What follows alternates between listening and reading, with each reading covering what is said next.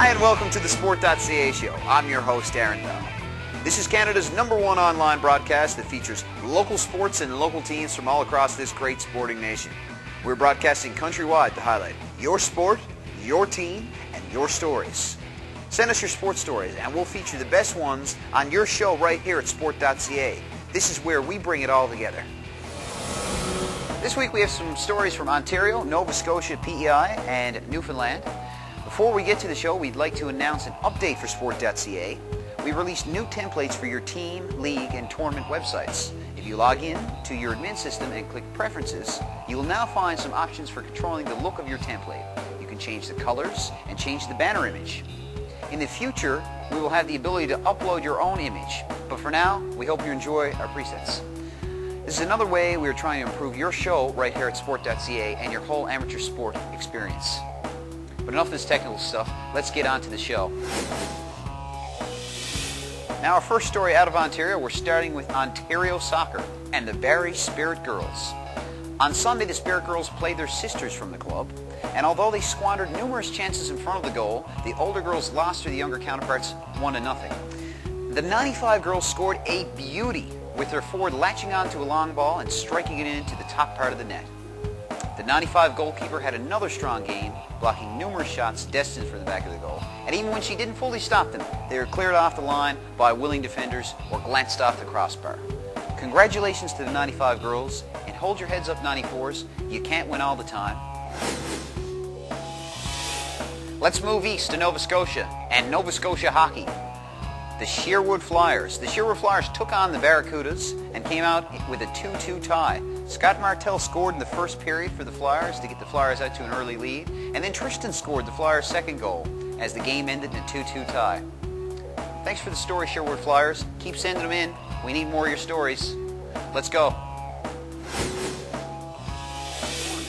On February 17th, the Charlottetown Abbeys, attending the Quebec Pee Wee International Tournament as the PEI Rocket, won an exhibition game Saturday versus the Quebec Governors, 7-1. This was a good tune-up for their first tournament game versus San Sebastian, Spain. It showed because on Monday, February 18th, it was PEI Rocket 6, San Sebastian, Spain 2. Nick Boshi had 2 goals and 2 assists. Great start, guys. Hope you do well through the rest of the tournament. And now Newfoundland and the Tricom Newfoundland Hockey League. Pelly pops the winner. Andrew Pelly of the Avalon Celtics scored the lone goal in the third period in a hard-fought Game 2 of the Bantam B semifinal game against the CBR Renegades. Avalon now leads the series 3-1. Elsewhere, in the opening aligned Pee Wee B final series, CBR and Avalon battled to a 1-1 tie at the Kelligrews Arena. In the only other playoff match of the night, Mount Pearl scored 4 unanswered goals in the third period to tie goals in a 5-5 in their opening game of their Midget B semifinal series at the Goulds Arena. What an exciting game this one was, and what a comeback by the Blades. 4 unanswered goals in the third period. Wow, what a game. And now we have a Newfoundland softball announcement. Newfoundland and Labrador Bantam Girls Provincial Fast Pitch Softball Team. Registration for an indoor winter softball clinic for girls between the ages of 14 and 18 is ongoing. Beginning in late February, clinics will be held weekly at the St. John's Recreation Center in Buckmaster Circle.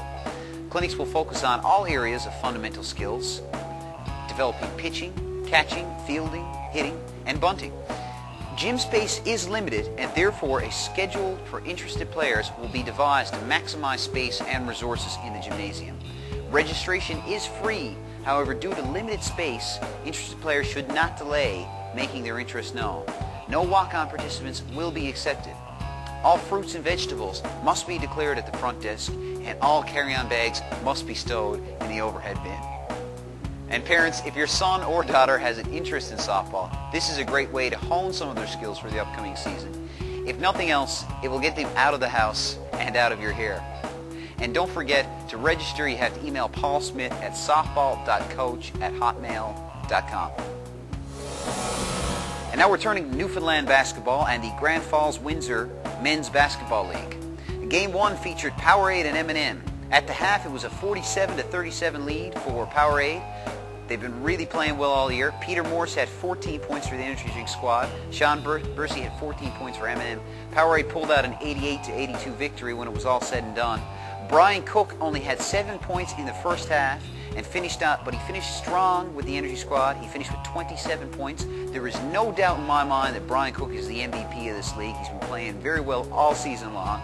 Teammate Peter Morris had a good game. He scored 19 points, while Matt Stagg finished with 16 points. Sean Bursey finished on top for M&M. He had a strong game with 32 points. Teammate John Sharp poured in 18. And reports are circulating now that Powerhouse, the Powerhouse Danini's, is looking to sign Brian Cook in the offseason.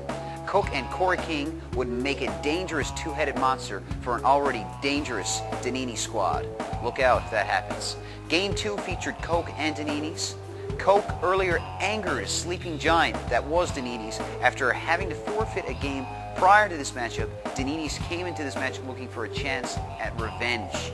At the half, Danini's had a 59-23 lead over Coke. Yes, you heard me right, 59-23. Corey King had 25 points for this Pizza Squad at the half. The Pizza Squad finally pulled out a 104-64 victory, 40-point spread.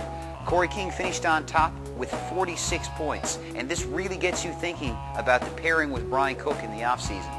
Teammate Jeff Short had 32 points. Mark Daw finished on top for Coke. He netted 24 points, and he didn't score on his own net this week. Way to go, Mark. Way to not score in your own net. It's the name of the game, buddy. Teammate David Goss had 21 points. Danini's continued their winning ways on February 20th with a 91-79 victory over Powerade to secure the top spot.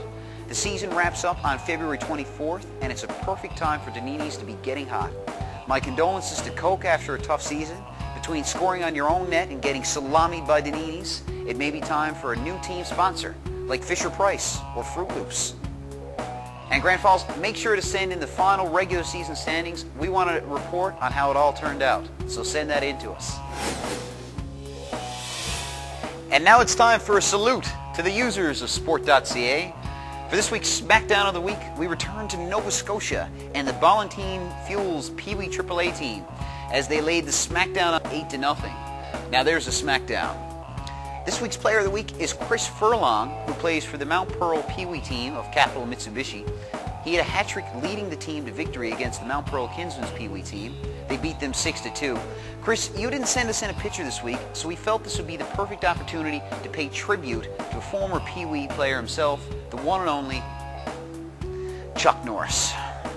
Because remember, when Chuck Norris does push-ups, he isn't pushing himself up. He's pushing the earth down. We love you, Chuck. This week's Pitcher of the Week is the Kinsman's Pee Wee hockey team, while they were shooting the Scotiabank Hockey Tonight kids for CBC Sports. This week's photo is a tragic story. One man torn between his boyhood dream of playing house league hockey and having a job with CBC Sports. Sounds like a blockbuster Disney movie in the making. And that's our show for today. We cover the sports that you are playing and watching. Hockey, soccer, basketball, baseball, volleyball, any other sports you guys are playing. You send it to Sport.ca and we'll broadcast it. And we've got a lot of stories coming in from Ontario, Newfoundland, New Brunswick, and Nova Scotia. But there are other provinces in Canada. And if any of you folks are watching from these other provinces, go ahead and send in your sport reports and we'll put them on here. Don't forget to tune in regularly to our show for the latest in local sport from across Canada. Thanks for tuning in. I'm your host, Aaron Dahl.